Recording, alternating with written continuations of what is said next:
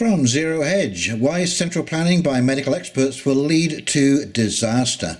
And this was authored by Gary Giles of the Mises Institute. A great deal of coverage of the CV crisis has been apocalyptic. That is partly because if it bleeds, it leads. But it is also because some of the medical experts with media megaphones have put forward potentially catastrophic scenarios and drastic plans to deal with them, reinforced by assertions that the rest of us should listen to the experts because only they know enough to determine policy. Unfortunately, those experts don't know enough to determine appropriate policies. And of course, we've seen this with the way all of this has unfolded, which I think has been just completely over the top. Doctors, infectious disease specialists, epidemiologists, etc. know more things about diseases, their causes, what increases or decreases their rate of spread, and so on than most. But the most crucial of that information has been browbeaten into the rest of us by now. Limited and imperfect testing also means that the available statistics may be very misleading. For example, is an uptick in reported cases real or the result of an increasing rate of, or more accuracy in, testing, which is crucial to determining the likely future course of CV? Further, to the extent that the outbreak's characteristics are unique, no one knows exactly what will happen. All of that makes shut up and listen advice much less compelling. More important, however, may be that in making recommendations to address CV, those with detailed knowledge of the disease, the experts we have been told to obey, do not have sufficient knowledge of the consequences of their solutions for the economy and society to know what the costs will be. And of course, we have to remember that to the police, nothing is secure. To a minister, nothing is sacred, and to a medical person, nothing is safe. So we have to be very careful of the bias of these particular departments. That means that they don't know enough to accurately compare the benefits to the costs, in particular because of their relative unawareness of the many margins at which effects will be felt. The medical experts we are being told to follow will likely underestimate those costs. When combined with their natural desire to solve the medical problem, however severe it might get, this can lead to overly draconian proposals. The issue has been brought to the fore by the increasing number of people who have begun questioning the likelihood of the apocalyptic scenarios driving the "oh my God, we need to do everything that might help" tweet storms on the one hand, and those who are emphasizing that shutting down the economy is far more costly than planners recognize on the other. Those who have brought up such issues, how long before they are called CV deniers, have been pilloried for it.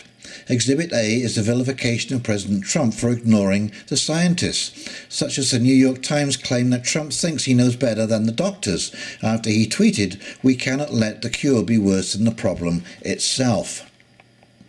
One major problem with such attacks is the substantial literature documenting the adverse health effects of worsening economic conditions. For just one example, an analysis of the 2008 economic meltdown in The Lancet estimated that it was associated with over 260,000 excess cancer deaths in the OECD alone between 2008 and 2010. That is a massive detail to ignore in forming policy. In other words, the trade-off is not just a matter of lives lost versus money, as is often portrayed as being, for example, the New York Governor Cuomo's assertion that we're not going to put a dollar figure on a human life. It is a trade-off between lives lost due to CV and lives that will be lost due to the policies adopted to reduce CV deaths. Larry O'Connor put this well at Town Hall when he wrote, "Why should the scientific analysis of doctors solely focusing on the spread of CV carry more weight than the very real scientific analysis of the deadly health ramifications of shutting down our economy? Doesn't the totality of the data make the argument for a balanced approach to this crisis?" This issue reminds me of a classic discussion of specialists and planning in Chapter 4 of F.A. Hayek's The Road to Serfdom. The inevitability of planning is well worth noting today. Almost every one of the technical ideals of our experts could be realized if to achieve them were made the sole aim of humanity. We all find it difficult to bear to see things left undone, which everybody must admit are both desirable and possible.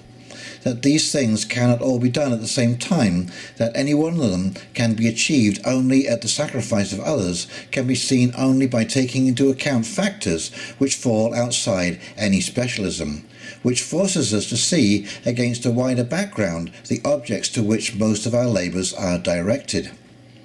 Every one of the many things which, considered in isolation, it would be possible to achieve, creates enthusiasts for planning who feel confident of the value of the particular objective.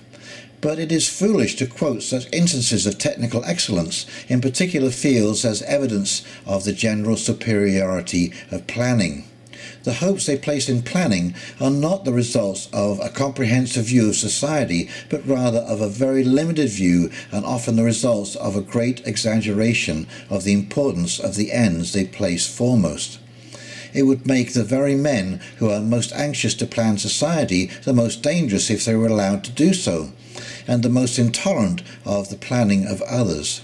There could hardly be a more unbearable and much more irrational world than one in which the most eminent specialists in each field were allowed to proceed unchecked with the realization of their ideals. Panic has seldom improved the rationality of decision-making beyond the fight-or-flight reaction to facing a man-eater when to stop and think means certain death. However, much of media coverage has fed panic, but the illogical and intemperate media attacks against those questioning the rationality of draconian solutions drown out rather than enable objective discussion of real trade-offs. And if democracy dies in darkness, as the Washington Post proclaims, we should remember that it does not require total darkness. The same conclusion follows when people are kept in the dark about major aspects of the reality they face. And as I said, you must remember, to a minister, nothing is sacred. To the police, nothing is secure. And to a physician, nothing is safe. And so to each one of those, if they were allowed to take over, we would have to give up everything else to obtain either safeness, security, or sacredness. And that, my friends, I'm afraid is just not possible. Okay, this is Hound Dog Steve signing off. I hope you enjoyed this video, and if you did, please like, comment and subscribe below, and we will talk very, very shortly. See you now. Bye.